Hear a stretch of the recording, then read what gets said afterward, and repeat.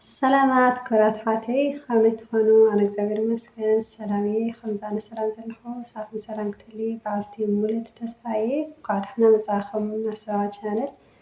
ሓደሽቲ ዝኾንኩም ሰብስክራይብ እናገበርኩም ናይ ሰባ ቻነል ቤተሰብ ኮኑ ነባራት ዝኾንኩም ከዓ ሓሳብ ሬቶኹም ኣብ ኮመንት ፀሓፍለይ ክብለኩም ይደሊ ብድጋሜ እንኳዕ ደሕና መፃእኹም ናብ ሰባ ቻነል ክብለኩም እየ ልፈቱ ሎማዓንቲ ብዛዕባ ናይታ ማሕበራዊ ሚድያ ርኢናዮ ንኾን ኢና ኢለ ልግምት ኣብ ናይ ለረናዮ ኣብ ቲክቶክ ወይ ድሞ ከምዚ ንሪኦ ኣለና እዛ ሰበይቲ እዚኣ ኣብ ናይ ቱርኪ ተባሊት እያ ኣብ ናይ ቱርኪ ትሰርሕ ሰበይቲ እያ ልዚኣ ዘይፈልጥ ሰብ የለ ኢለ ልግምት በርግፅ ሓደሽቲ ዋላ ኣሕዋትና ተልያ ትኾና ልዚኣ ዘይፈልጥ ሰብ ግን ብዙሕ የለ ኢለ ልግምት ግን ከምዚ እትሪኣ ኣለኸን እዚኣ እያ እዛ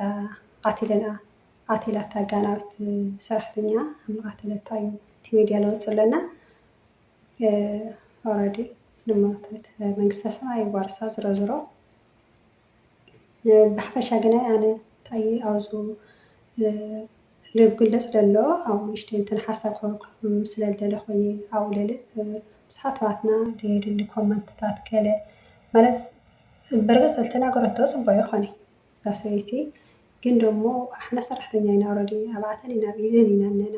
ነጓጉሓት ለና ምንም ትገራና ምንም ሲ ነርትዓለን መርትዖ የብልና ስለዚ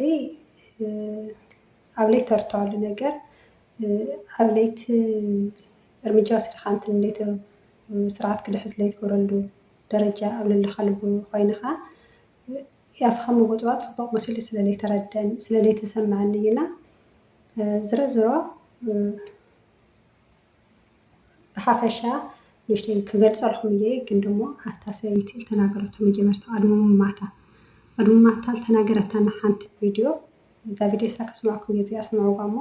ታን ተናገረት ማለት እዩ ቀድሚ ኣይ ቲንክ ተዘይትካ ጌ ቀድሚ ወርሒ ይመስልኒ ዝተነገረታ እዛ ቪድዮ እዚኣ ታም ተናገረት ስምዕዋ እዚኣ እሞ መጀመርያ እዚኣ ምስ ሰማዕኹም ትመሊሰት መፃኩም ንስማ እያ ሓበራ الشغالات اللي عم يشتغلوا عندي عم يسببوا لي مرض العصبي والله. ليه؟ لانه لا حافظين عاداتنا ولا تقاليدنا وفي منهم باردات كثير باردين كثير. ايه بعدين ما بعرف يعني يلي بدهم اياه بيسمعوه يلي بدهم اياه ما بيسمعوه. هلا انا مثلا عندي وحده صوري الي 8 اشهر تاري بتحكي عربي مثلي ومثلك وما كشفتها. ليه؟ ما بعرف على طول عم تحكي معي انجليزي وبحكي معها انجليزي. شو جنسيتها؟ جنسيتها من غانا. على طول من غانا. بس سالتها انا سؤال قلت لها قبل ما تشتغلي عندي بالانجليزي طبعا وين كنتي عم تشتغلي؟ شوفي شو لفظتها قالت لي بمدرسه. بالعربي قالت لي بمدرسه مو بالمدرسه قالت لي كنت اشتغل قدم ما تازي تناقرت يو قدمي اذا سرحتنيا ما قدم ما ترايت تناقرتنا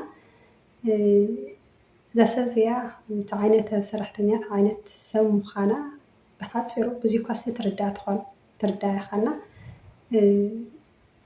ኦልሬዲ እሱ ኢላ ካብ መሬት ተላዒላ ተቐትላ ይትኽእል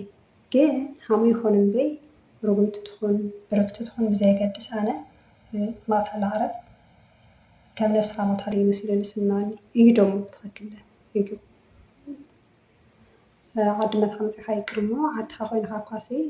ነብሲ ሞታ እንደየናይ ከቢድ ምዃኑ እንደየናይ ዋጋ ክፈለካ ምዃኑ ርዱእ ነገር እዩና ብሓፈሻ ኣነ በቃ እዛ ሰብ እዚኣ ሓያል ትኹን ገለ ትኹን ኣሕና መርአኛ ትኾነና ለኣና እቲ ዓይነት ሰባት ክንኾን ሃም ልግበአና ንምግላፅ እየ ንእሽተይ ክሓሰብ ንእሽተይ ክበሉ ኣብኡ ሓምትልዋልክ ክንደዓ ቀድሚ ኢለ ኣብቲ ኮመንት ኣብ ናቶም ምዕራብ ዝገልፅዎ ይኹን ኣብ ናይ ሓበሻ ይኹን ሓደ ኣሕዋት ለኣተና እንትንገብር ኣለና እንኳዓሰይ ብዙ ቪድዮ ለስማዕኹም ተለዓዒለን ሓደ ኣሕዋትና ስመጣዊ ኮይነን ኳሰይ ንሰራሕተኛ ከምዚ ኢላ ተቃልል ገለገለ ዝዓይነቱና ይኹን በሳተን ዓደን እየን መፂና እየን ብል መፃና ኦልሬዲ ለለ መምፅኡ ኢለ መምፅኡ ይኾነ እዚኣተን ለዓይነት ዓይነት ረኣያ ኣለዎን ርዱ እዩ በቃ ኣዕራብ ሲላናት ዓይነት ካብ ሰብ ከም ተፈጠርና ይመስለኒ ሃም ሰብ ንኽደ እንረግፅ ነግፅ ኣይመስለኒ نبلع نستي مسلني أي مسلني تخوي نسلي بقى كوشتها لو منا بقى إحنا بقى حنط بارا ينبي بارا كاس كاس يتفضل أوريدي بسم እግዚአብሔር يتفضل اسمه بأمثال التفترنا إن كلنا معارينا نايتو ناي عالم قداي تحت العلي نايتو درجة حفتنا تزوخن بس تكرسي قل من زمير ناروس معارينا أوريدي قلنا الساتن حامي ردانا لأنا مجا نمزل فلتن سلال خنانا بحافشة أنا كلكن زي أنا اسمع يا مجمرامو حمي جيرا زاقانا ويتهم قاتلتا نسمع يا زي زوم قراوتا يوم لقي نقر لوزي زوم نرخوا مالتين لا تمسك مسكنية اسمع يا زي فيديو زي راح ابني محمد علي فتح الباب الساعة 11 فوصل الساعة 11 تمام يعني فتح الباب شم ريحة حريق ففات دغري يعني واحد شم ريحة حريق بفوت شوف السبب فراح دغري بين على غرفة النوم تبعها فطلع لقاها على سريرة وضروبة والدم نايمة على جنبها اليمين وضربة على جنبها يعني اليسار. كان في خلافات شخصية بينه وبين خادمة؟ إطلاقا صار الخادمة هي جبناها جديد صار لها 3 أشهر عنا صار لها شيء 4-5 أيام أو 7 أيام تقريبا مريضة والشباب أخذوها على الدكتور أولادي يعني إنه من منطلق إنساني إنه هي إنسانة وهي تقول لهم خذوها أخذوها على الدكتور مرض نفسي ولا مرض؟ لا مرض مثل قريب يعني. اليوم الصبح بفتح الباب بفوت فات لجوا لا ستوه خبرنا المحامي تبعنا مشان لانه نحن بهالحاله هي نحن ما بنكون واعيين شو بدنا نسوي فالمحامي عن تصرف وحكى مع وجا قائد الشرطه وجوا هلا تابعوا الكاميرات الحقيقه فشافوا انه الساعه 6:10 هي طالعه يعني. طب ليش رشحوا انه القادمه ليش؟ لانه هي اللي ما أنا موجوده بالبيت وهي اللي طلعت من البيت وهي اللي تركت كل فهن اللي عم يكتبوه برا أفتو مدقسي أخيدا حملو عتا دعيت حلب بلا قرات تكونها مفرحة قلعة أو عرات عملو نوباجو تو ناي مقرب نتحجن شنقرت قلل وقعد لنوبللو بو غير يرات حملقات لتا تو رسات قريدو وتجريد حمد لرخو ويوم تدم قلع وهم لرخو وينا بحافش هاجنا نتأيك لكن دلحواتي أعرف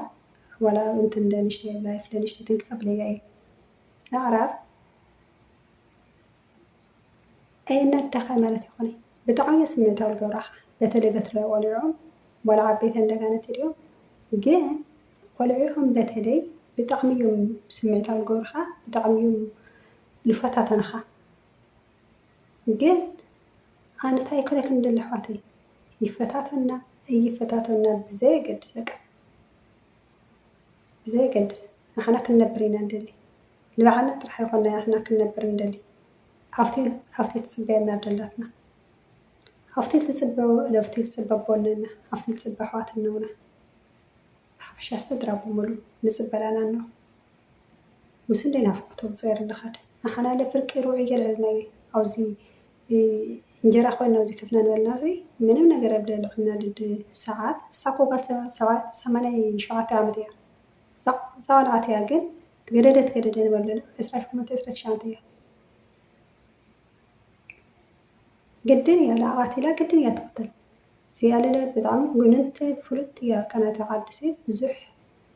እንትን ለበለት ውዕደት ኣልበዓለት ኩሉ ልፈልጣ ሰብ እያ እና ኣሕዋተይ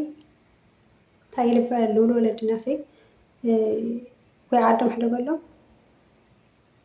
ወይ ደሞ ለወልኻ ስርሐሎም እዩ ወይ ለወልና እሺና ክንግዘሎም ወይ ደሞ ካታ ዓዶም ነውፀሎም እምበር ኣብኣቶም ምስር ዝረሉ ኢድና በፍፅም ተኣምር እዚኣ እኳ እግዚአብሔር ይመስገን እኳ على ሓበሻ ላይ ኾነት ሓቂ ምዝራብ ጋናዊት እያ ሓበሻ ኾነት ወይ ደሞ ኢትዮጵያዊ ኾነት ግን በቃሳትም ሓምዞም በአፍሪካ ስለልሓስዎ ኦረዲ ዳርጋ ላባና እዮም ዳኩሉ ልጥቃል ንበለውት ንግግሮም ብምሉእ ትሩ ኣብ ቲክቶክ መቼ ትሰምዕ ኣለኹን ቲክቶክ ትከታተል ሓወት ትሰምዑ ኣለኹን ትኾነ ከመይ ዓይነት ኣነጋግር ኣልናገር ኣለዉ ኣና ክንድየናይ ፍርሓት ከምልነበሮም እንዲያም ናልነበሮም እዮም ልናገር ኣለዉ ከዚ ክስታውን ንክንተኾነ ብጣዕሚ ብልገርም መንገዱ እና ኣሕዋተይ ኣነ ክለክ ንደሊ ኣውሲ ብልኾነ ይኹን መለክዒ ብሉል እናድድና ብልዓበየ እግዚኣብሔር ልቦናና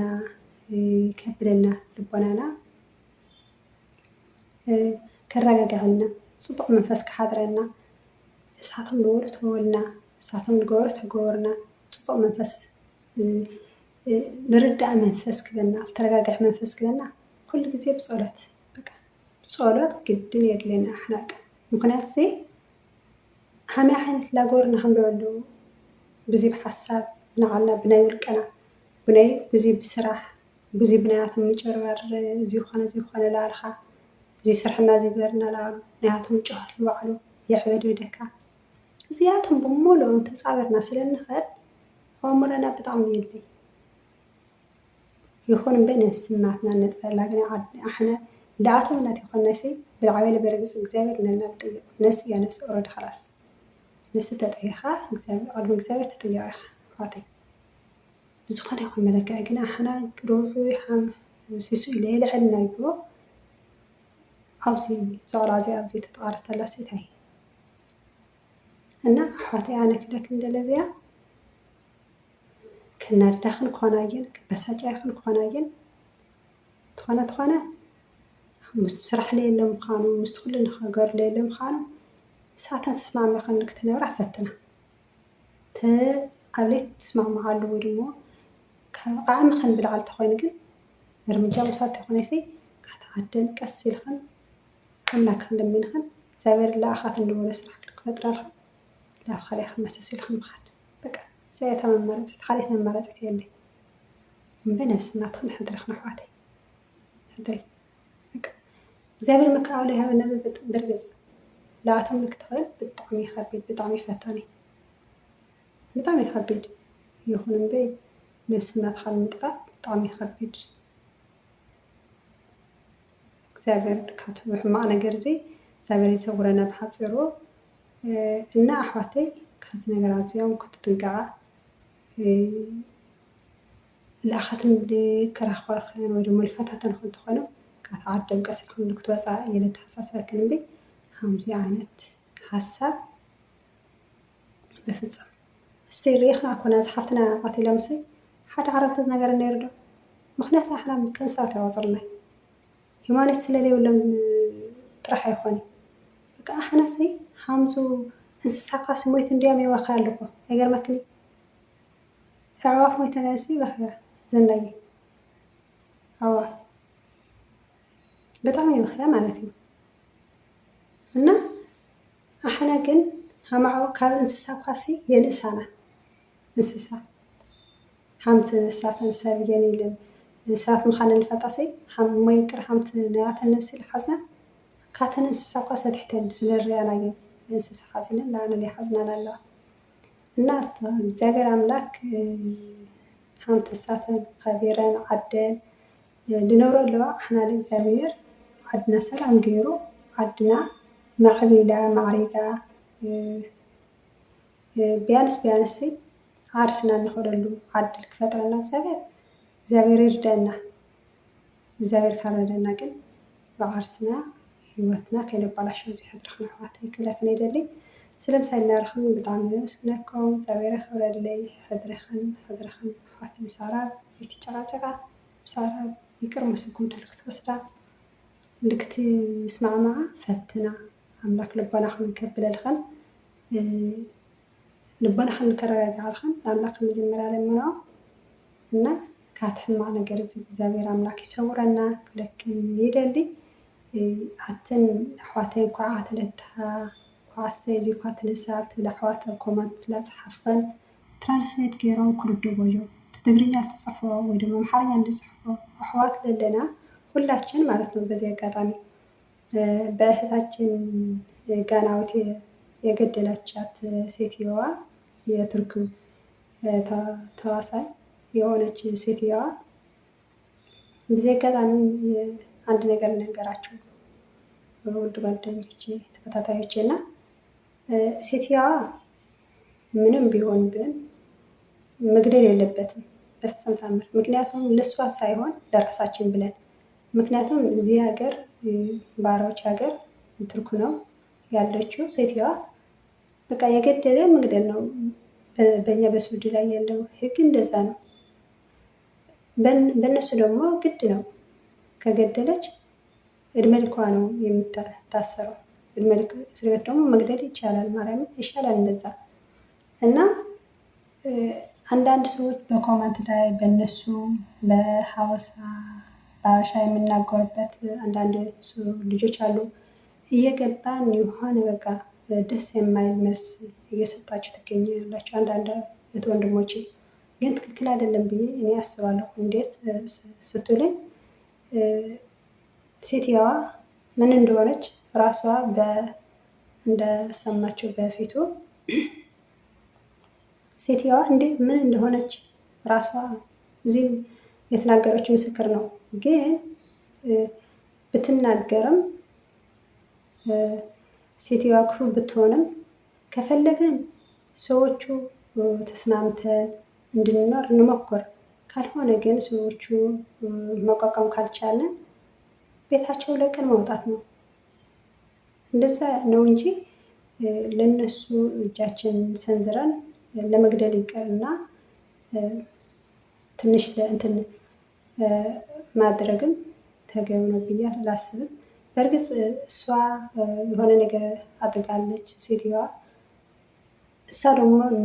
ተናዳ ምናምን ትሆናለች። ነገር ግን እንደዛም ቢሆንም ስደተኛ ነው። ኦልሬዲ ዝቅ ብሎ ሰርቶ ወደ ሀገሩ ሲመለስ ነው ጥሩ ነው የሚሆነው። እና አንዳንዱ ሰዎች ያላችሁ ደግ አደረገች ምናምን የምትሉ ሰዎች አላችሁ። ግን ጥሩ አይደለም፣ ትክክል አይደለም። ማርያምን ትክክል አይደለም። ምክንያቱም እሷ ብትገድላ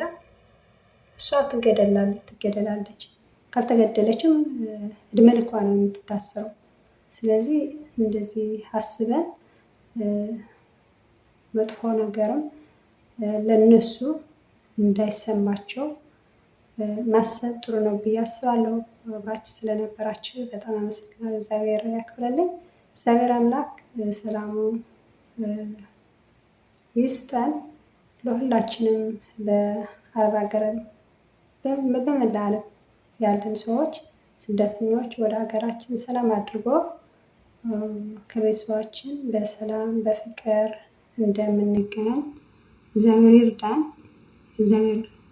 የሚሳነው የለምና ስደታችንን አሳጥሮ ወደ ሀገራችን በሰላም እንድንገባ የእሱ ፍቃድ ይሁን። አብራችሁ ስለነበራችሁ ግን በጣም እጅግ አድርጌ አመሰግናችኋለሁ። እግዚአብሔር ያክብርልኝ። አሁንም አዲስ የሆናችሁ ሰብስክራይብ እያደረጋችሁ ወደ ስራ ቻናል ቤተሰብ ሆኖ ስለነበረ ቆይታ እጅግ አድርጌ አመሰግናችኋለሁ። እግዚአብሔር ያክብርልኝ። ለሁሉም በጣም የልፎትኩም በጣም የልኮረኩም ሓደሽ ለኹም ከዝኩም ሰብስክራይብ ላገርኩም ናይ ስራ ቻናል ቤተሰብ ሆኖ ስለትገብርልኝ ብርታ ኩሉ በጣም የመስግነኩም ኩራት ተሓተይና ከዚውን እግዚአብሔር አምላክ ክፉ ለበለ ኩሉ ይሓልወና። እግዚአብሔር አምላክ ብሰላም ከም ዝለምፀናኻ ብሰላም ንኩም ብሰላም ናትፈሉ ስፋድ ይኹን። ኣብ ደጋ ሰዓተይ ንምንታይ ተልኽናን ንደጋ ሰዓተይ ወረዳ ዓይኒ ኢለዋላ ትሪኦ ኣለኻ ሕዚ ዝመሲሉና